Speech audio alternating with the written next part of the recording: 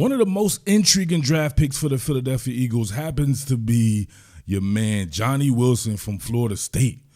Look at the move to get open right here, right? Oh, look at that. $1 million move with a 10-cent finish Jakob, right? His hands have Jakobs, right?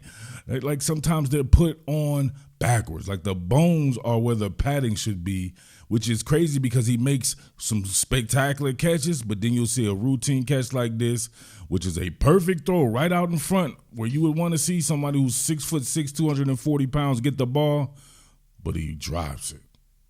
Happened way too much for this dude in college. Additionally, he's always scared me because, like before, if you check this play out right here, look at the move right on this post route. Oh, he shook his drawers loose. Nope, did he? And then look at that. Come on, man. I shudder to think. Imagine the Captain Jalen Hurts with a Jakob just like this, only for Johnny Wilson to then drop it like it's hot, right? Come on, this would be crazy. But you have to take the bad with the good because this kid can be very good. Top Billin, Uptown Murph. Top Billin. Make sure you're locked. Make sure you like this content. Of course, make sure you're sharing it and make sure you're subscribed. Now, the thing about Johnny Wilson is, despite the concentration lapses and the drops sometimes on big plays, he will make some big plays too, and his catch radius is just phenomenal, man. Just check him out on this in-breaking route right here. Now, this is a pass probably the average receiver wouldn't catch, but at 6'6", he can go up and get it off the top shelf as well. Look at that, man. He jumped outside of his frame because he landed, right? When he caught it, he landed. So he jumped out of his frame. But look at that right there. That is a high pass, and my man went up and got it off the top shelf like you wouldn't believe. Damn, take a picture of that right there. Absolutely nasty. Make sure you keep that in your repertoire when you're making analysis on him too. He will give you plays like that. And here's another one. Look out on this sprint rollout. You get Jordan Travis rolling out. You're going to get an out route by Johnny Wilson, and he cuts a tight corner here. The thing about Wilson is he's a very good route runner. He has little man feet, and he can get the job done in that aspect. Inside out, too, but check this out. Cuts that there, and look at the pass. Low and away, and he's able to corral it. So it goes to show you, right, you need some of these more difficult passes. This is a pass that's a little bit behind him, and you still see him able to slow it down, adjust to it, and catch it. He's normally a hands catcher. Sometimes he gets in trouble. It's like he doesn't turn his hand the correct way or something like that, right? So not to be the dead horse on the drops and everything, but just to show you that he can make spectacular catches as well. He doesn't have like totally brick hands. This should be his bread and butter in the NFL, especially if he's out wide. Him with in-breaking routes. He has a good knack on the in-breaking portion of routes, getting out of that transition. And also he gets vertical after the catch. So he'll get you some good yak. And with a body type like that, it's going to be hard for DBs to tackle him anyway. But you can see right there on his plucker, and he's always getting a few extra yards after. See right here, pushing it vertical. Making it look like it's vertical until it's not. And look at him with the short step. Short-stepped it. Able to cut that angle, get him a little bit of separation there. Some pretty good separation here. Show him the numbers. Pluck it out of the sky with his hands. Do not let it get into his body. So he plucked it out of the sky there. And then, of course, you're going to get guys who are going to want to try to ankle pick him.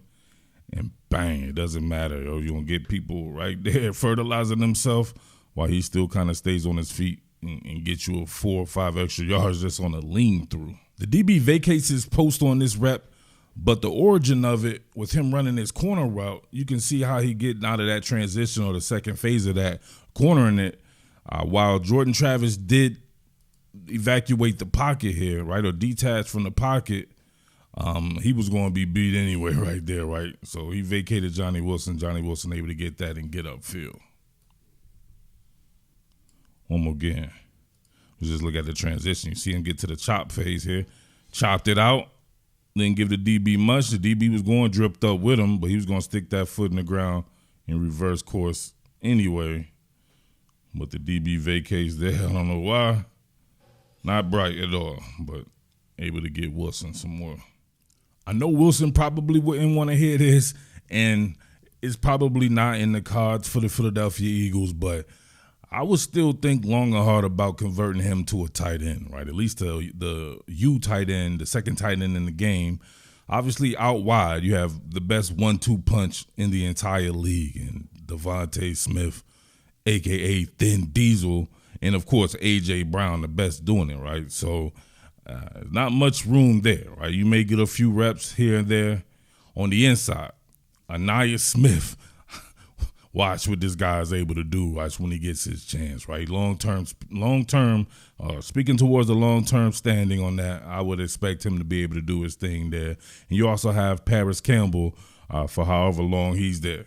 So behind Dallas Goedert, one of the better tight ends in the league, who I'm not sure what his contract situation is, like, there's not much there. So think about that there. This guy would be absolutely perfect at it because of his ability to find the voids in the zone and to work those in-breaking routes, especially if we're talking about like bang eights, right? Running them skinny posts and everything. Look at that. Couldn't even get a hand on him to jam, finds that, and then immediately gets vert.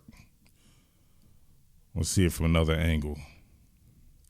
I will have to go back to the other angle, but you can see him come into play right there. Hands plucking, then getting vert. Rumbling, bumbling, stumbling, look at it, right? Two converging defenders, they on some Three Stooges shit. Nyuk, nyuk, nyuk, nyuk, bing, bing. And look at him. That's hard, but if you can see the initial get out on this right here with those little man feet, you get a heavy-legged waist bending on some false jam right here, I believe by a linebacker. Look at that. He completely whiffs. And that opens up the gate right there. Everybody bowing out, right? Everybody in coverage. He finds that void. Too easy there. And you know the middle of the field is going to open up anyway with the two guys who are on the outside. And if they were in some type of 12 personnel, right?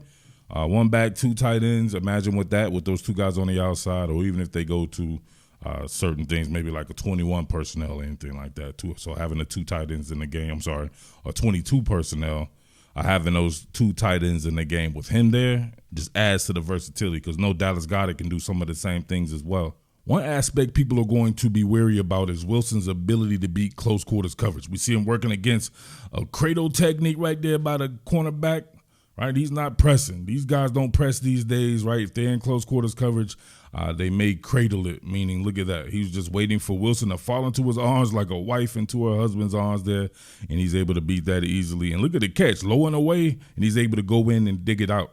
So those type of quick hitters, perfect. This rep ties everything together. You see him split out wide here, beat the press, two-hand jam, and then Jakob plucks it out the sky, and then breaking tackles, getting upfield vertical. Check it out.